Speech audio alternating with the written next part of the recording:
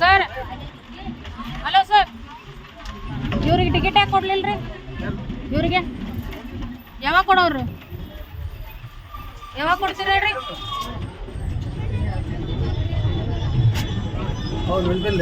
ನಾನೇ ಬರಂಗಿಲ್ಲ ಅಲ್ರಿ, ನೀವು ಟಿಕೆಟ್ ಕೊಡದೇ ಇರೋದು ನಿಮ್ಮ ತಪ್ಪಲ್ರಿ. ಇವ್ರದ್ದು ಟಿಕೆಟ್ ಎಲ್ಲಿದ್ರಿ? ತೋರಿಸ್ರಿ ತೋರಿಸ್ರಿ.